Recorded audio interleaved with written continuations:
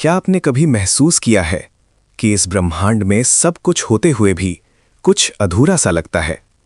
हम कहते हैं, मैं जिंदा हूं, मैं सोचता हूं, मैं महसूस करता हूं, पर क्या आपने कभी ईमानदारी से पूछा है, मैं आखिर हूं कौन?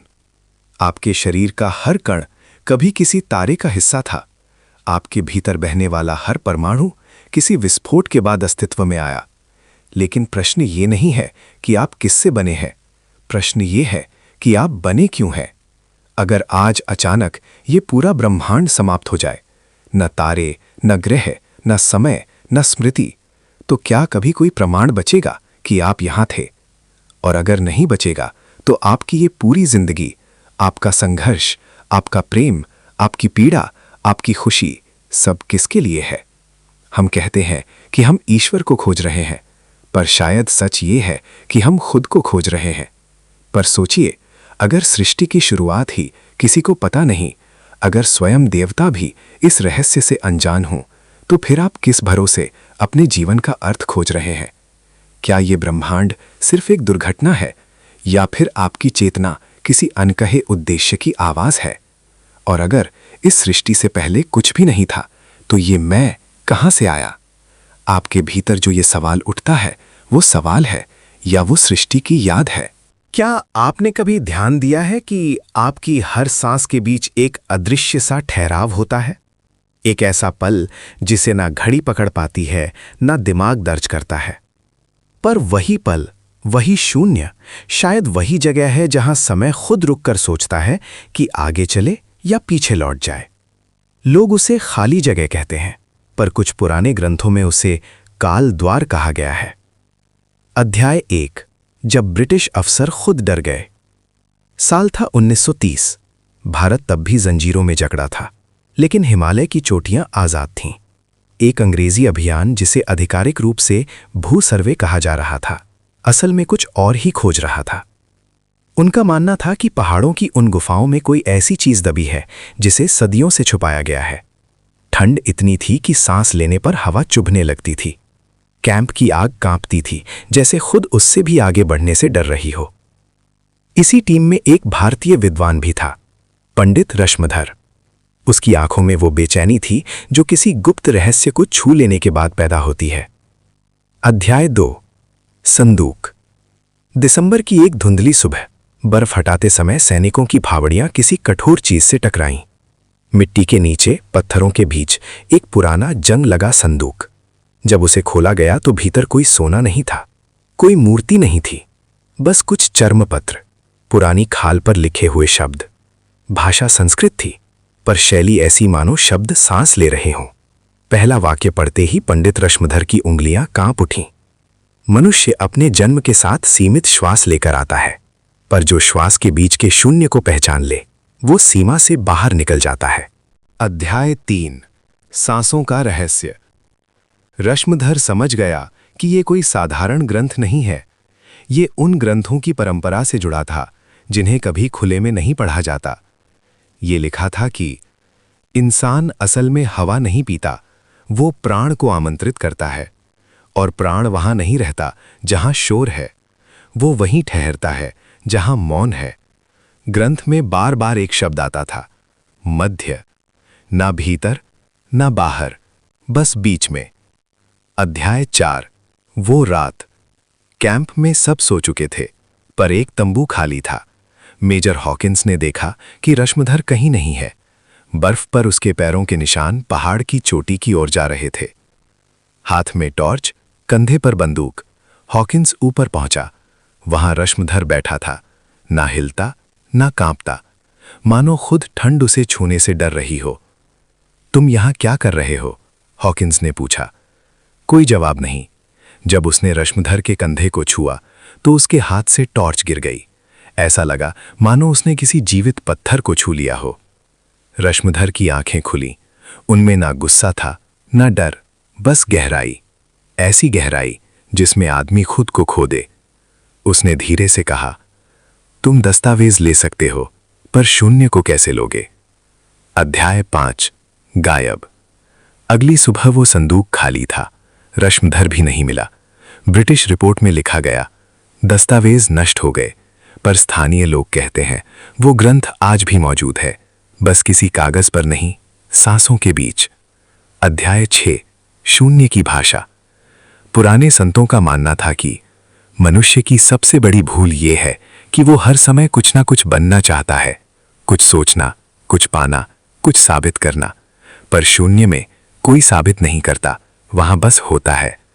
ग्रंथ में लिखा था कि जब मनुष्य उस अदृश्य ठहराव को पहचानने लगता है तो उसका डर खोने लगता है, और जहां डर नहीं होता वहां मृत्यु भी सिर्फ एक अफवाह बनकर रह जाती है। अध्याय 7, मेजर हॉकिंस का अंत।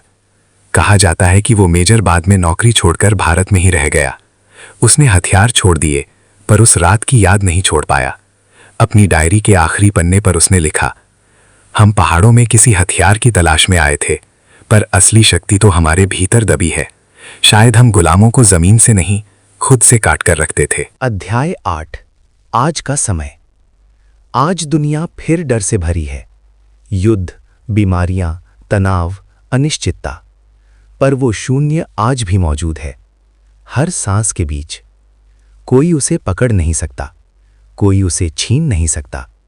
वो ना तो मंदिर में है, ना किसी गुफा में। वो वहीं है, आपके भीतर। अध्याय 9, कहानी का असली अर्थ।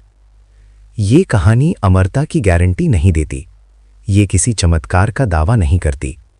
ये बस इतना कहती है कि इंसान जितना भागता है उतना खोता है, और जितना ठहरता है उतना पाता है। अध्याय 10, जब इंसान पहली बार खुद से मिलता है। अधिकतर लोग सोचते हैं कि आत्मज्ञान कोई रोशनी है, कोई चमकता हुआ अनुभव।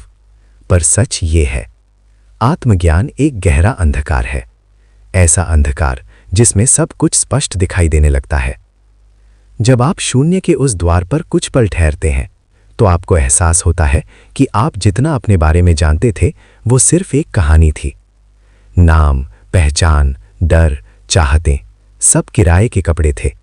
असल में आप ना तो अपने विचार हैं, ना अपनी यादें, ना अपनी सफलताएं। आप वो मौन है जो इन सब के बीच टिका रहता है। अध्याय 8, आज का समय। आज दुनिया फिर डर से भरी है। युद्ध, बीमारियां, तनाव, अनिश्चितता। पर वो शून्य आज भी मौजूद है, हर सांस के बीच। कोई उसे पकड़ नहीं सकता, कोई उसे छीन नहीं सकता। वो ना तो मंदिर में है, ना किसी गुफा में। वो वहीं है, आपके भीतर। अध्याय 9, कहानी का असली अर्थ। ये कहानी अमरता की गारंटी नहीं देती, ये किसी चमत्कार का दावा नहीं करती। ये बस इतना कहती है कि इंसान जितना भागता है उतना खोता है, और जितना ठहरता है उतना पाता है। अध्याय 10, जब इंसान पहली बार खुद से मिलता है। अधिकतर लोग सोचते हैं कि आत्मज्ञान कोई रोशनी है, कोई चमकता हुआ अनुभव। पर सच ये है, आत्मज्ञान एक गहरा अंधकार है। ऐसा अंधकार जिसमें सब कुछ स्पष्ट दिखाई देने लगता है। जब आप शून्य के उस द्वार पर कुछ पल ठहरते हैं तो आपको एहसास होता है कि आप जितना अपने बारे में जानते थे वो सिर्फ एक कहानी थी। नाम, पहचान, डर, चाहतें, सब किराए के कपड़े थे। असल में आप ना तो अपने विचार हैं, ना अपनी यादें, ना अपनी सफलताएं। आप वो मौन है जो इन सब के बीच टिका रहता है। अध्याय 11, खोया हुआ शब्द।